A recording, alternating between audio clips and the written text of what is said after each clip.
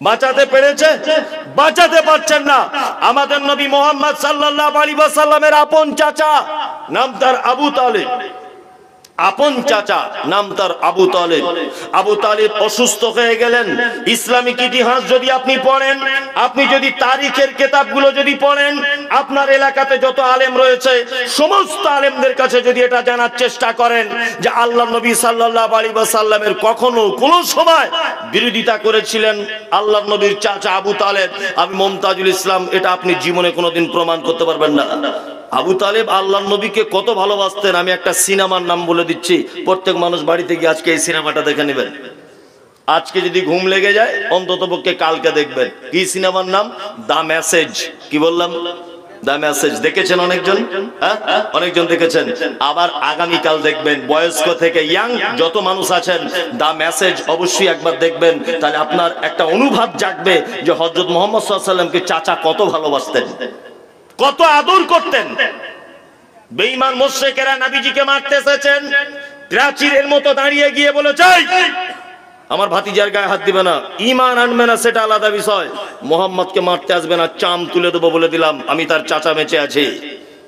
এই চাচা, মোহাব্বতের চাচা মারা যাচ্ছেন। আল্লাহ নবী সাল্লাল্লাহু আলাইহি ওয়াসাল্লাম চাচাকে গিয়ে বলছেন, চাচা একবার শুধু কলমাটা পড়ো, একবার, শুধু একবার কলেমাটা পড়ে নাও।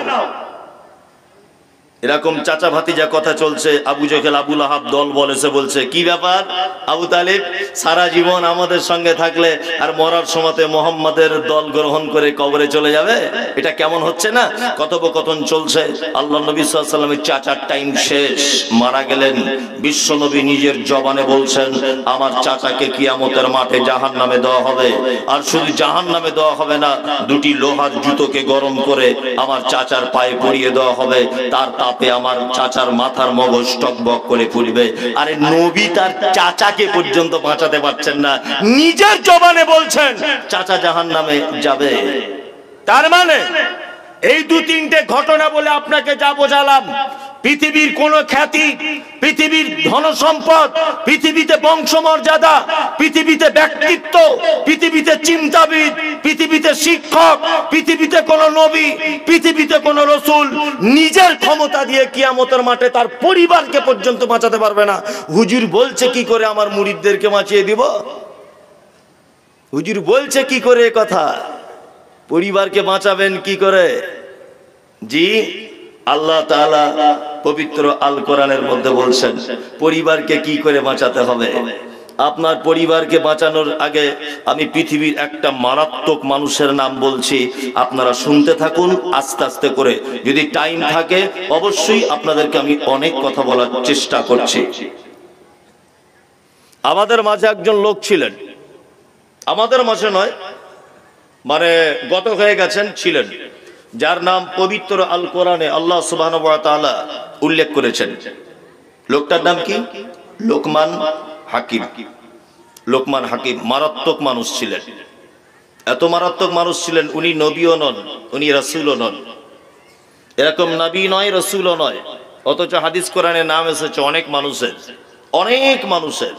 যেমন খিজির আলাইহিস সালাম, আমরা নাম জানি না, খিজির আলাইহিস সালাম, উনি নবী ছিলেন, রাসূল ছিলেন, এ ব্যাপারে সঠিক কোনো তথ্য আজ পর্যন্ত আমি যে সমস্ত তফসিরগুলো ঘেঁটেছি, তফসির ইবনে কাসির, তফসিরে মানে আরো মারিফুল কোরআন, আহসানুল বায়ান, যত তফসিরের কিতাব ঘেঁটেছি, বা আমার অল্প জ্ঞানে, খুব নগণ্য, একদম ছোট জ্ঞানে যা বাংলা বইপত্র বা আরবি হাদিস কোরআন যা ঘেঁটেছি, মোবাইল তদন্ত করেছি, ল্যাপটপে করেছি, খিজির আলাইহিস সালাম নবী ছিলেন না, তবে তিনি একজন সৎ মানুষ ছিলেন, আল্লাহওয়ালা মানুষ ছিলেন, উনি নবী ছিলেন না। লোকমান হাকিম নবী ছিলেন না। লোকমানের বাড়ি কোথায়, এর পরিচয় কি? সংক্ষিপ্ত আকারে পরিবারকে কি কি জিনিস দিয়ে জাহান্নাম থেকে বাঁচাবেন সেই পদ্ধতিটা আমি লোকমান হাকিমকে দিয়ে প্রমাণ করছি। লোকমান হাকিম এনার নাম। হাকিম মানে ভাববেন না যে চিকিৎসা করতেন, হেকিমি চিকিৎসা আছেন আমাদের বাজারে, ভাববেন না যে লোকমান হাকিম মানে ডাক্তার ছিল, জি না। হাকিম মানে প্রজ্ঞাময়, খুব অতিরিক্ত জ্ঞানী মানুষ। উনি প্রজ্ঞাময় মানুষ ছিলেন, প্রচন্ড জ্ঞান ওনার, প্রচন্ড জ্ঞান। লোকটা বাড়ি কোথায় ছিল, লোকটা দেখতে কেমন ছিল, আপনাকে একটু ধারণা দিই আমি। এই লোকটার বাড়ি ছিল, আমরা জানি যারা ইতিহাস জানেন, ইতিহাস যারা জানেন যে দুর্ভিক্ষের মহাদেশ বলা হয় কোন দেশকে? আফ্রিকা। আফ্রিকাকে, দক্ষিণ আফ্রিকাকে দুর্ভিক্ষের মহাদেশ বলা হয়। এই দক্ষিণ আফ্রিকার একটা শহরের নাম, একটা জায়গার নাম হাবাসা। কি নাম? হাবাসা। এই হাবাসা শহর বর্তমানে যার নাম ইথিওপিয়া। ইথিওপিয়া বর্তমানে যার নাম, হাবাসার নাম ইথিওপিয়া। এই ইথিওপিয়া অঞ্চলে জন্মগ্রহণ করেছিলেন কে? না, লোকমান হাকিম। এই ইথিওপিয়া বা হাবাসার আরো ইসলামিক অনেক ঐতিহাসিক প্রেক্ষাপট রয়েছে, যেমন হযরতে বেলাল হাবশি, যাকে আমরা হাবশি বলি, হযরতে বেলাল এই ইথিওপিয়ার মানুষ ছিলেন। বাদশা নাজ্জাশী, যে ঘটনা এসেছে অনেক লম্বা চড়া, বাদশা নাজ্জাশী ইনি হাবশি দেশের মানুষ ছিলেন, অর্থাৎ ইথিওপিয়ার মানুষ ছিলেন। ইসলামিক অনেক প্রেক্ষাপটের সঙ্গে জড়িত রয়েছে। তা লোকমান হাকিম ছিলেন, উনি ছিলেন এত জ্ঞানী মানুষ, উনি মানে বাল্যকালে বকরি চড়াতেন। কি করতেন? বকরি চড়াতেন, বকরি চড়াতেন। তা উনি বকরি চড়াতে চড়াতে ওনার একটা বাল্য বন্ধু ছিল, বাল্য বন্ধু উনি একদিন মসজিদের ভিতরে বসে মানুষের সামনে তালিম দিচ্ছেন। মানুষের সামনে কি তালিম দিচ্ছেন?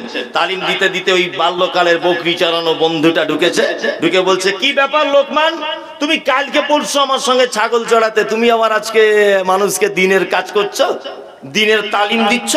তখন লোকমান হাকিম বলা হচ্ছে আবার যে তুমি লোকমান তুমি এত বড় হলে কি করে? লোকমান তখন বলছে, 3টে কাজ করলে মানুষ বড় হয়। কটা কাজ? 3টে কাজ। 1, সর্বদাতে সত্য কথা বলবে। 2, সর্বদাতে হক কথা বলবে। 3, অকথ্য ভাষা, অপ্রয়োজনীয় ভাষা একটাও বার করবে না। এই 3টে কাজের তুমি দায়িত্ব নাও, আল্লাহ তোমার মর্যাদা বাড়িয়ে দেবে। আল্লাহ তোমার মর্যাদা বাড়িয়ে দেবে। ইনি নবীও ছিলেন না, রাসূলও ছিলেন না। আল্লাহ সুবহানাহু ওয়া তাআলা শুধুমাত্র দৃষ্টান্ত পেশ করার ব্যাপারে এই মহান ব্যক্তির কথা পবিত্র আল কোরআনের ভিতরে নিয়ে এসেছেন, যে জাহান্নাম থেকে বাঁচবে কেমন করে আর মানুষ জান্নাতে যাবে কেমন করে, আপনি অবাক হয়ে যাবেন। লোকমান হাকিম তার বেটাকে কয়েকটা উপদেশ দিচ্ছেন। আমি আপনি সবাই যারা আমরা এখানে বসে আছি, শুধু যদি লোকমান হাকিমের এই উপদেশগুলোই যদি আমরা আমার বেটাকে, আমরা আমার বেটিকে, আমি আমার পরিবারকে যদি দিতে থাকি, ইনশাআল্লাহুল আজিজ আপনার জীবনে সফলতা আসবেই। লোকমান হাকিম তার বেটাকে জাহান্নামের আগুন থেকে বাঁচাবার জন্য কয়েকটা মারাত্মক কথা বলছেন।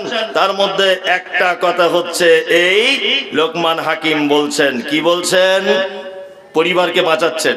আপনার ছেলেকে আপনি বাঁচাবেন, আপনার মেয়েকে বাঁচাবেন। তো সর্বপ্রথম আপনি বাপ হিসাবে আপনার যে দায়িত্ব, সেটা লোকমান হাকিমের কথা নকল করে আপনাকে বলছে। আল্লাহ তাআলা বলছেন, ওয়াইজ ক্বালা লোকমানা লিইবনিহি।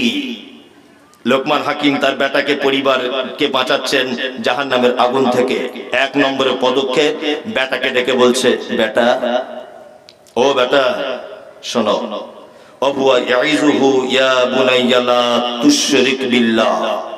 কখনো তুমি যেন ভুল করেও শিরক করে দিও না, শিরক মহাপাপ। তাহলে আপনার পরিবারকে সর্বপ্রথম জাহান্নামের আগুন থেকে বাঁচাবার জন্য আপনাকে কি পদক্ষেপ গ্রহণ করতে হবে? কি? শিরক থেকে বাঁচিয়ে নিতে হবে আপনার পরিবারকে।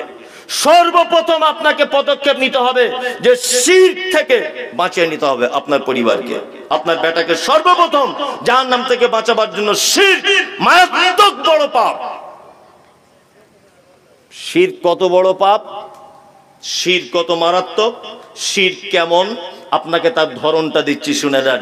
শিরকের বাংলা, আল্লাহর যে ক্ষমতা আছে, এই ক্ষমতা পৃথিবীর আর অন্য কারো আছে, এটা মনে করা কি?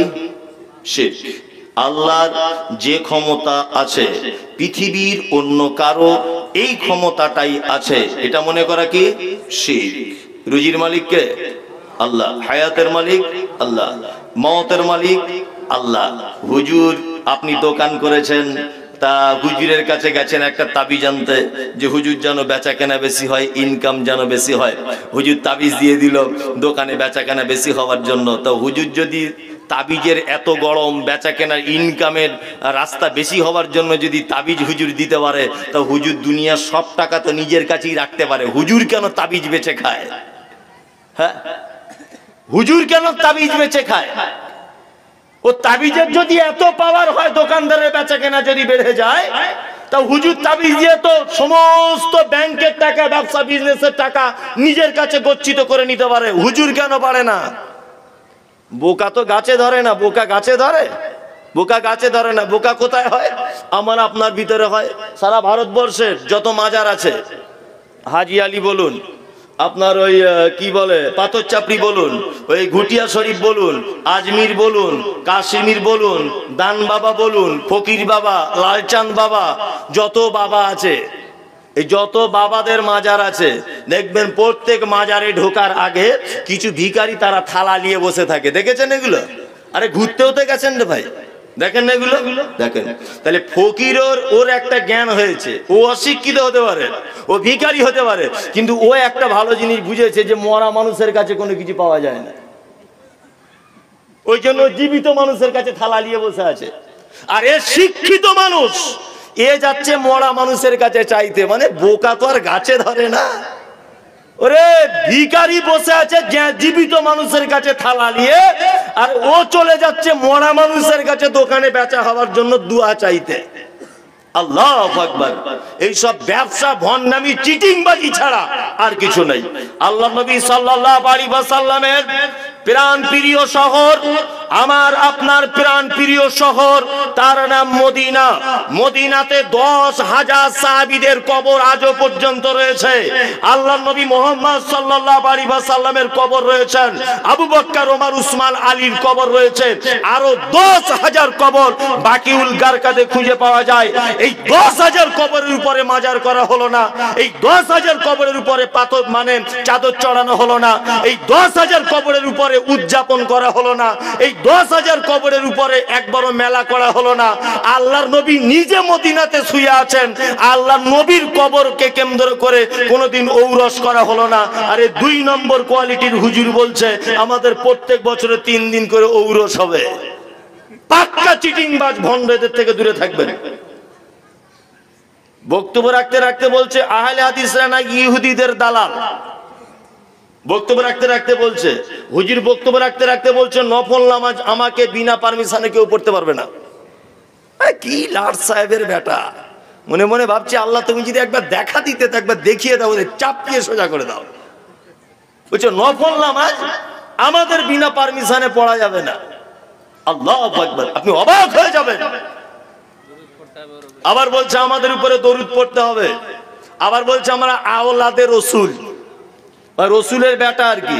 আওলাদ মানে কি? সন্তান সন্ততি। তো বলছে রসুলের সন্তান সন্ততি। এই আল্লাহ রসুলের কেউ বলেছেন 3টে বেটা, আবার কেউ বলেছেন একটা বেটা, 2টো নাম নিয়ে 4টে বেটা। যাক মতান্তর কথা, আমি 4টেই ধরে নিলাম। আল্লাহ নবী সাল্লাল্লাহু আলাইহি ওয়াসাল্লামের 4টে বেটা, 4টে বেটার একটাও বেঁচে ছিল? একটাও বেঁচে ছিল? 4টে বেটায় তো পৃথিবী থেকে চলে গেছেন। তাহলে আওলাদে রসুল হলো কি করে? বংশ বিস্তার হলো কি করে?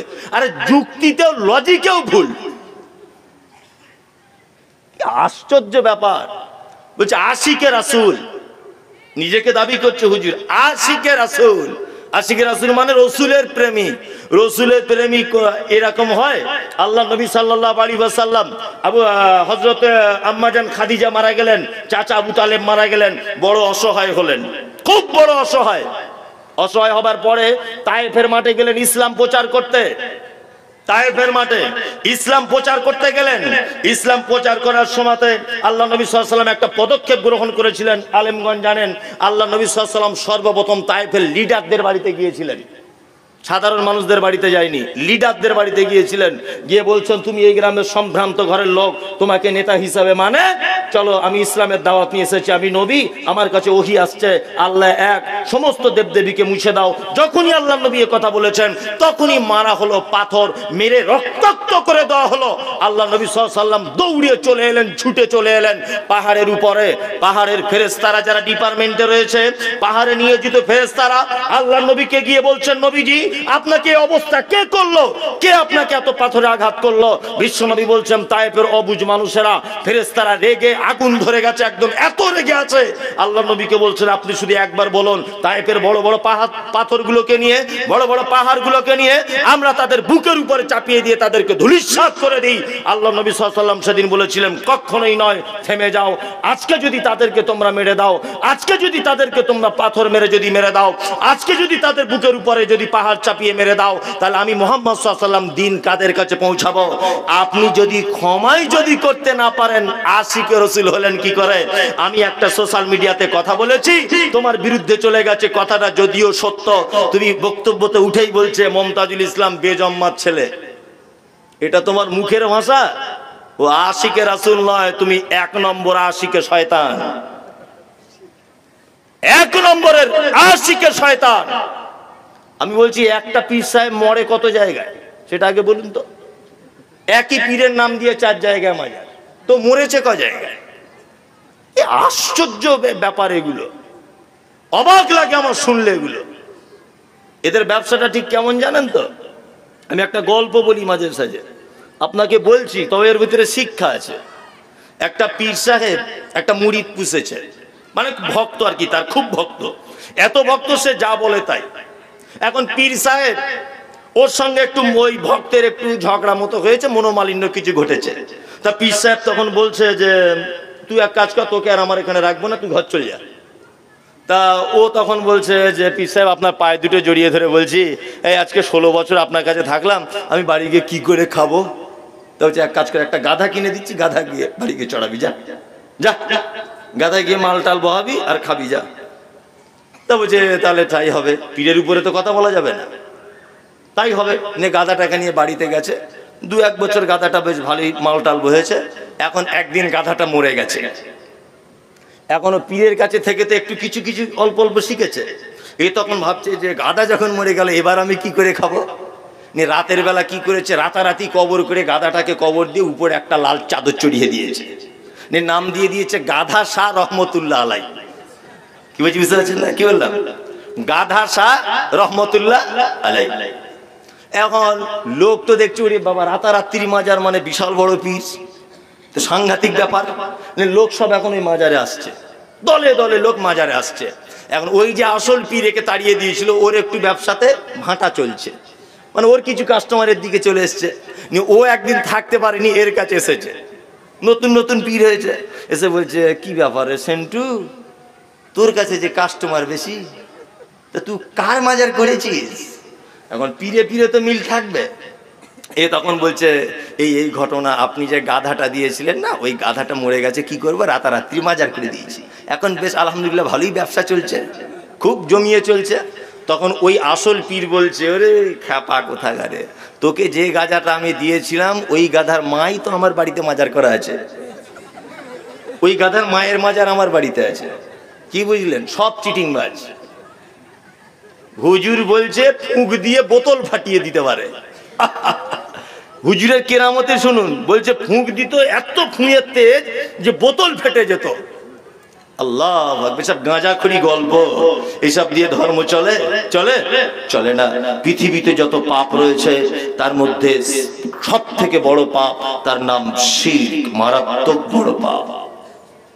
আপনাকে শিরক বোঝাতে গিয়ে আর একটা জিনিস আপনাকে আমি বোঝাই, একটা জিনিস আপনাকে আমি বোঝাই। কি বোঝাই?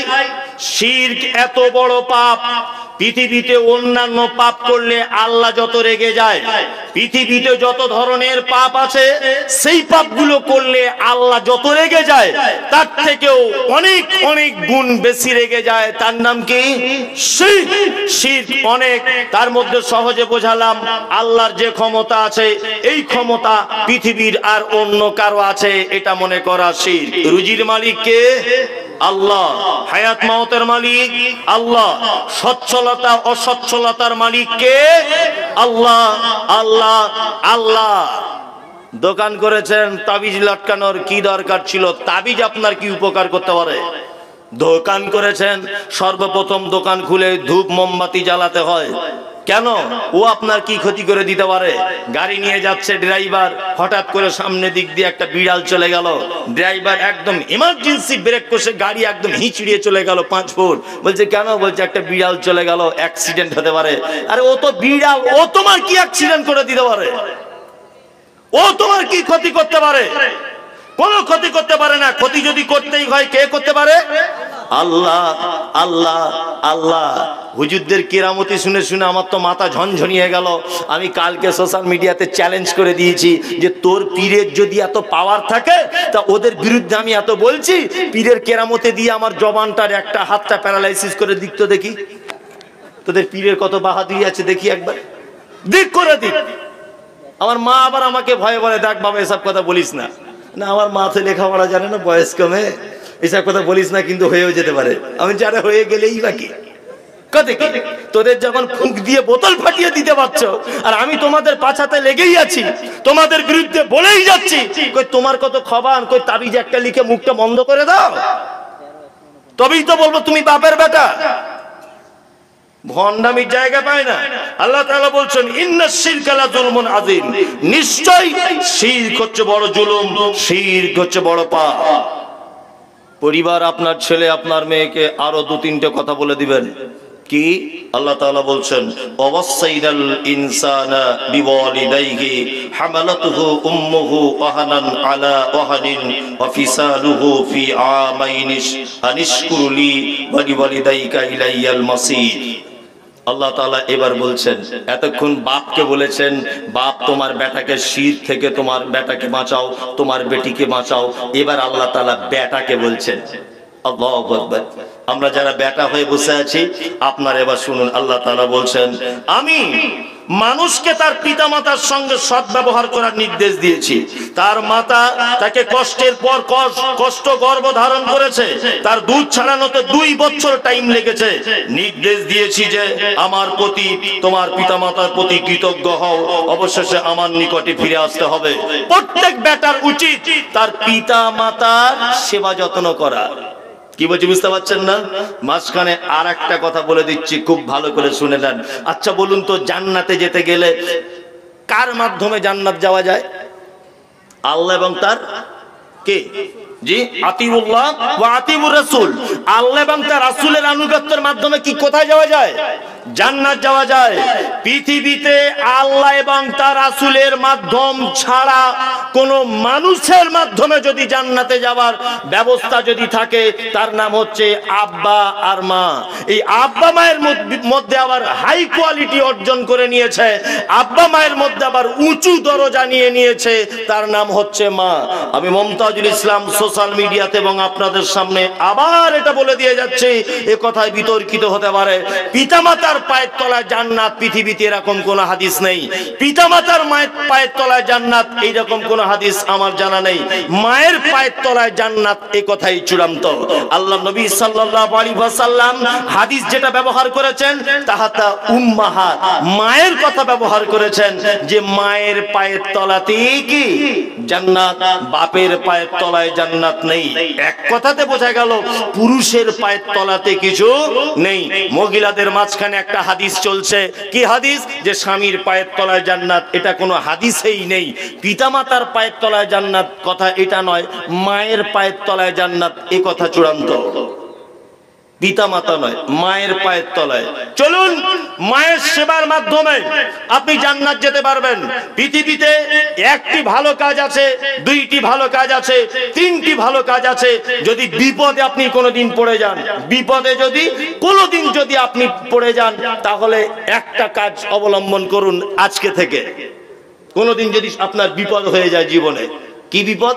মারাত্মক মামলাতে ফেঁসে গেছেন মিথ্যা ভাবে, মারাত্মক মিথ্যা কোনো কেসে জড়িয়ে গেছেন মারাত্মক ভাবে, গাড়ি অ্যাক্সিডেন্ট করেছেন, রাস্তার ধারে পড়ে আছেন, মারাত্মক অসহায় কেউ নেই, আপনি সেই সময়তে একটা পথ অবলম্বন করবেন। একটা পথ। কি পথ?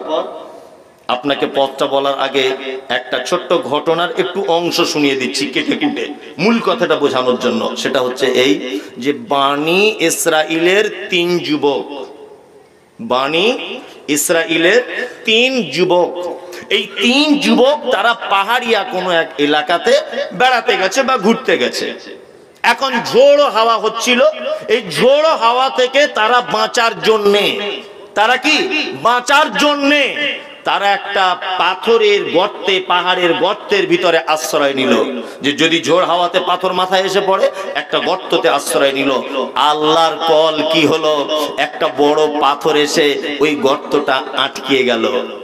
তিনজনা কেউ আর বার হতে পারছে না। আল্লাহু আকবার, বড় বিপদে পড়েছে তারা।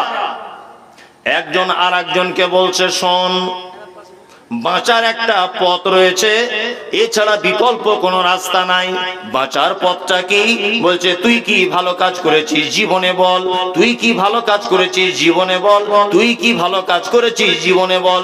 এই ভালো কাজের মাধ্যমে আল্লাহ যদি ইচ্ছা করে তাহলে পাথর সরে যেতে পারে। তার মধ্যে একজন বলছে, আমি আমার মা এবং আব্বাকে এত সেবা করেছি, বিস্তারিত ঘটনা, আমি বকরি চড়াতাম, মাকে সে রাতের বেলা দুধ পান করা, অনেক ঘটনা। মূল কথা হলো এটা যে আমি আমার মায়ের সেবা করেছি। আল্লাহ তাআলা এই মায়ের সেবা করার কারণে, মায়ের যত্ন করার কারণে সর্বপ্রথম পাথরের 3 ভাগের 1 ভাগকে সরিয়ে দিলেন। মায়ের সেবা করার মাধ্যমে 3 ভাগের 1 ভাগকে সরিয়ে দিলেন। আল্লাহ আবার কি বলছে দেখুন, আল্লাহ তাআলা বলছেন, কুল ইন কানা আবাউকুম ওয়া আবনাউকুম ওয়া ইখওয়ানুকুম ওয়া আজওয়াজুকুম ওয়া আশীরাতুকুম ওয়া আমওয়ালুন ইকতারাফতুমুহা ওয়া তিজারাতুন তাখশাউনা কাসাদাহা ওয়া মাসাকিনু তারজাউনাহা আহাব্বা ইলাইকুম মিনাল্লাহি ওয়া রাসূলিহি ওয়া জিহাদিন ফি সাবিলিহি ফাতারাব্বাসু হাত্তা আল্লাহু বিআমরিহি ওয়াল্লাহু লা ইয়াহদিল কওমাল ফাসিকিন। আল্লাহ বলছে, বান্দা শোন, পৃথিবীতে গাড়ি হলো তোর নিয়ামত, বাড়ি হলো তোর নিয়ামত, তোর টাকা দিয়েছি এটা আমার দেওয়া নিয়ামত, তুই যে চোখে দেখিস সেটা আমার দেওয়া নিয়ামত, তোর যে সুন্দর বিবি রয়েছে এই বিবিটা আমার দেওয়া নিয়ামত, তোর ছেলে বড় ডাক্তার হয়েছে এটা আমার দেওয়া নিয়ামত, তুমি পরীক্ষায় ভালো রেজাল্ট করেছো এটা আমার নিয়ামত। সারা পৃথিবীতে যত নিয়ামত রয়েছে, সারা পৃথিবীতে যত মূল্যবান সম্পদ রয়েছে, সারা পৃথিবীতে যত আশ্চর্য সম্পদ রয়েছে, সারা পৃথিবীতে সোনা চাঁদি রূপা টাকা পয়সা হীরা মাণিক্য যত রয়েছে, আল্লাহ বলছে সারা পৃথিবীতে তোর জন্ম থেকে মৃত্যু পর্যন্ত যত নিয়ামত আমি আল্লাহ তোকে দিয়েছি, তার মধ্যে শ্রেষ্ঠ নিয়ামত আল্লাহ কোরআনে কয়েকটা বর্ণনা করেছেন। তার মধ্যে শ্রেষ্ঠ নিয়ামত হিসাবে 1 নম্বরে রেখেছেন, কুল ইন কানা আবাউকুম। আল্লাহ বলছে, নবী তাদেরকে বলে দাও, যারা জানে না তাদের কাছে পৌঁছে দাও কোন কথাটা, যে সারা পৃথিবীতে যত নিয়ামত আমি আল্লাহ দিয়েছি, কুল ইন কানা আবাউকুম, তার মধ্যে একটা ছেলে তার আব্বা মায়ের থেকে বড় নিয়ামত পৃথিবীতে আর কোন নিয়ামত আমি আল্লাহ তাকে দেই না।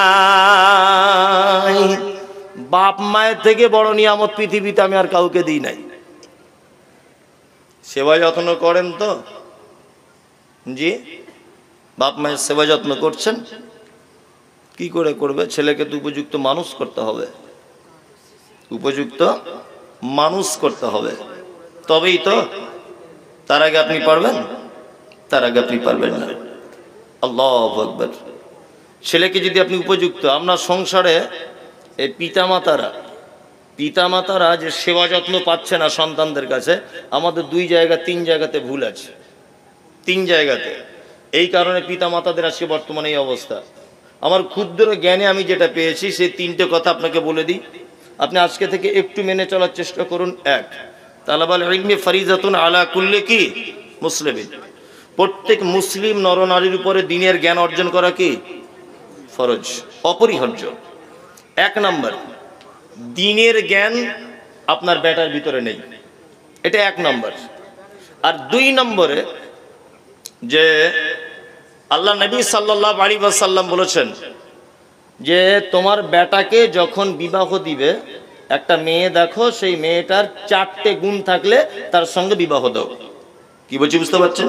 4টে গুণ।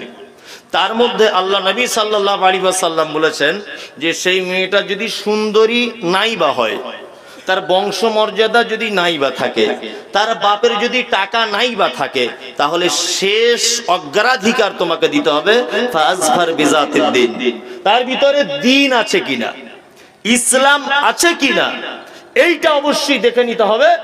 দেখবে সে একটু গায়ের রং ময়লা, অসুবিধা নেই, তার বাপের টাকা কম, অসুবিধা নেই, তার বাপের জমি জায়গা কম, সম্ভ্রান্ত ঘরের মেয়ে নয়, তাতেও অসুবিধা নেই। তবে একটা জিনিসকে প্রাধান্য দিয়ে যে তার ভিতরে দ্বীনের জ্ঞান আছে কিনা।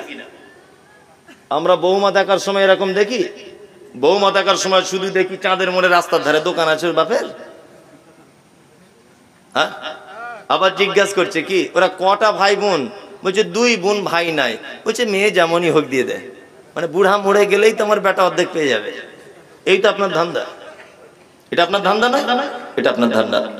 আর একটা জায়গাতে সন্তান আর বাপ মায়ের ভালোবাসা কমে গেছে, এটা খুব ইম্পর্টেন্ট জায়গা, খুব ইম্পর্টেন্ট। আল্লাহ এখানে কি বলেছেন যে তোমার মা তোমাকে দুধ পান করিয়েছে কতদিন? 2 বছর, তাই তো? তার মানে আল্লাহর কথা এটা, একটা সন্তানকে দুধ পান করাতে হবে কতদিন? 2 বছর। সন্তান জন্ম হলো, জন্ম হওয়ার পরে ওর স্বামীকে বলছে যে দেখো আমার তো দুধ খেলে চেহারাটা নষ্ট হয়ে যাবে, তার এক কাজ করো, রেড কাউ দুধ কিনে আনে। ও মানুষের বাচ্চা রেড কাউ, অর্থাৎ রেড মানে লাল, কাউ মানে গরু, মানুষের বাচ্চা লাল গরুর দুধ খেয়ে মানুষ হচ্ছে, তো ওর চরিত্র তো গরুর মতনই হবে, হবে না? ওর চরিত্র মানুষের মতো হতে পারে? পৃথিবীর এরকম কোন সিস্টেম আছে দেখেছেন? কোন সিস্টেম দেখেছেন? অনেক মায়েরা বলছেন যে আমার বুকে দুধ আসে না মৌলভী সাহেব। বদমাইশ কোথাকার, দুধ আসে না? কুকুর তো কোনোদিন ল্যাবরেটরিতে যায় না, ছাগল কোনোদিন ল্যাবরেটরিতে যায় যে আমার বুকে দুধ আসছে না? গরু কোনোদিন যায়? পৃথিবীর অন্য কোনো প্রাণী যায়? কেউ যায় না। আল্লাহ বাচ্চা যখন দিয়েছে তার আঘাত তার মায়ের বুকেই দিয়েছে। হয়তো তোমার নিজস্ব খাওয়া দাওয়া কম, তোমার নিজের ট্রিটমেন্টের ভুল, ওই জন্য দুধ হচ্ছে না, সেটা আলাদা। আল্লাহ এত নিষ্ঠুর যে আমি তোমার পেটে একটা মানুষের আশরাফুল মখলুকাত শ্রেষ্ঠ জীব তোমার বাচ্চা হিসেবে তোমার পেটে দিলাম, তার দুধ দিব না আমি বুকে? এটা হতে পারে? বাপ মায়ের সঙ্গে সন্তানদের ভালোবাসা, প্রেম, প্রীতি, শ্রদ্ধা, মমতা সব কমে যাচ্ছে। তার একটা কারণ, মানুষের বাচ্চা পশুর বাচ্চা দুধ খেয়ে মানুষ হচ্ছে, ওই জন্য বড় হয়ে তার চরিত্রটা অনেকটা পশুর মতো হচ্ছে। আর শুধু মসজিদের ইমাম সাহেবকে গিয়ে ঘেজার ঘেজার করছে, একটু বাপ মায়ের ব্যাপারে ওয়াজ করুন না জি। বড় বউটা একটু যদি দেখতো, তার মোটেই দেখছে না। ছোট বহুটা যদিও 2-1 আব্বা বলে ডাক্তার, মোটেই চান্স দিচ্ছে না। হ্যাঁ, ঠিক করছে। বেটা মানুষ করেছেন ভালো করে, ভালো করে বেটা মানুষ করতে পেরেছেন। ভাত খাবেন আপনি, আগে বুঝতে হবে আপনি ভাত পাবার উপযুক্ত কিনা। জি, মানে ভাত পাবেন যে বেটাদের কাছ থেকে, সেই বেটারা উপযুক্ত কিনা। অন্ততপক্ষে 5টা বেটা, অন্ততপক্ষে একটা বেটাকে একটু মাদ্রাসা এতে লাইনে দেন না, বা দিনের শিক্ষা দেন না। 4টে বেটা যদি আপনাকে লাঠিও মারে বুড়া বয়সে, আমি আশা করে বলবো, এটা খুব চ্যালেঞ্জ করে বলবো, এটা খুব জোর গলাতে বলবো, এই আলেম বেটাটা আপনাকে ফেলবে না, এই আলেম বেটাটা আপনাকে ফেলবে না। দিনের জ্ঞান এমন এক জ্ঞান, এটা যার ভিতরে থাকবে, সামান্য কিঞ্চিত পরিমাণ আপনি তার কিছু ভালো আশা কি করতে পারেন? অবশ্যই করতে পারেন। আমার মহিলা মাদ্রাসায় সোশ্যাল মিডিয়াতে দেখেছেন, আমি মহিলা মাদ্রাসা মেয়েদেরকে বলেছি তোদের মৌলভী সাহেব কমপ্লিট হতে হবে না, 3 বছর করে থাক, নিয়ে ঘর চলে যা, গিয়ে বিয়ে শাদী করে লিখে যা। এই 3 বছরে তুই এমন কিছু শিখে যাবি, তোর ভিতরে হারাম হালাল, জায়েজ না জায়েজ, ফরজ নফল, এইসব এমন কিছু তোকে শিখিয়ে দিব। আমি চাই যে সমাজে এখন ভালো বৌমা উপহার দিতে হবে, তাছাড়া সমাজের 12টা বেজে যাচ্ছে প্রত্যেক ফ্যামিলিতে। আমরা ভালো বৌমা চয়েস করতে পারিনি, এই কারণে আজকে আমাদের এই দুই অবস্থা।